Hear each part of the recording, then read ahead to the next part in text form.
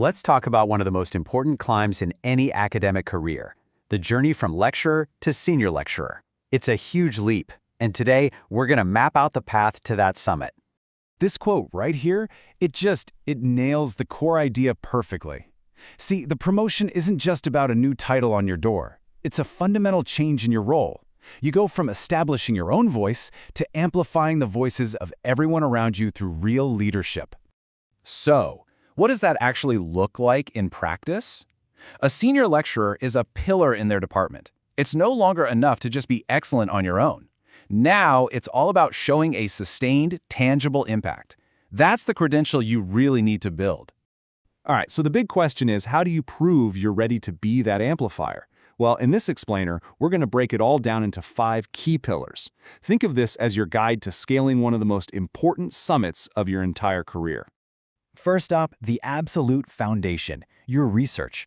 But, and this is a big but, at this level it's about so much more than just getting published. It's about cultivating genuine influence in your field. Yeah, those promotion committees, they aren't just counting your papers anymore. They're looking for hard proof of a national or even international reputation. They want to see that your voice isn't just out there, but that it's actually being heard, debated, and built upon by your peers all over the world. Okay, so let's get down to brass tacks. What are the metrics? Well, we're often looking at a portfolio of over 20 peer-reviewed articles. And, this is the key part, a significant number of those have to be in what are called Q1 journals. Basically, the top-tier, most cited publications in your field. And it's not just about volume, right? It's about influence.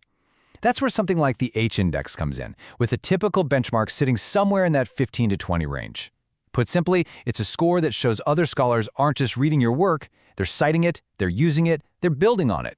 But you want to know what the real gold standard is? The thing that really makes committees sit up and take notice? It's securing competitive external grants. Winning major funding is the ultimate proof that your research agenda is seen as vital and cutting edge. Honestly, more often than not, grant success seals the deal. Let's move to our second pillar, teaching. And just like with research, the game totally changes here.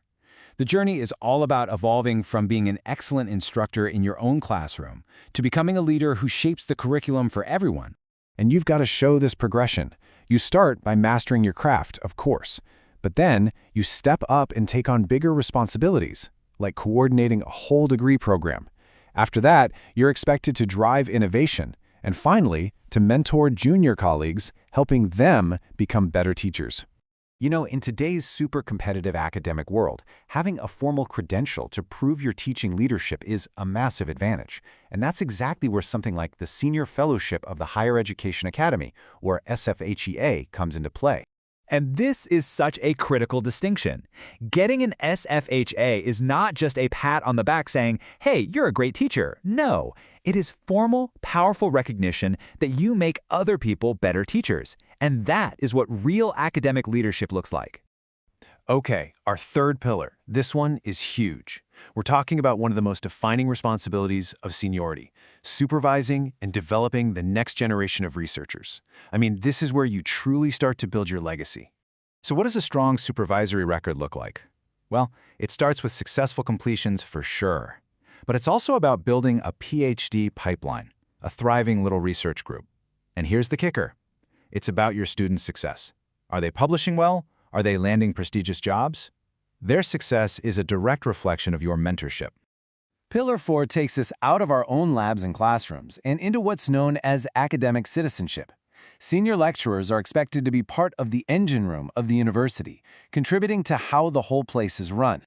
And this contribution happens at all these different levels. At the departmental level, you might chair a key committee. Then you might step up to the university-wide academic board. And externally, you take on roles like being a journal editor. This kind of service, it becomes a non-negotiable part of the job. So when you pull all of these pillars together, research influence, teaching leadership, mentorship, and service, what you're really demonstrating is something much, much bigger. You're showing academic maturity. This final quote just captures the essence of that shift perfectly. At the senior lecturer level, your value isn't just measured by your own individual output anymore. It's measured by the teams you build and the standards you set for everyone around you. And that's really the heart of it all. The path is clear, built on these pillars of impact and leadership. We've just laid out the map to the summit for you. The only question left now is, are you ready to lead the ascent?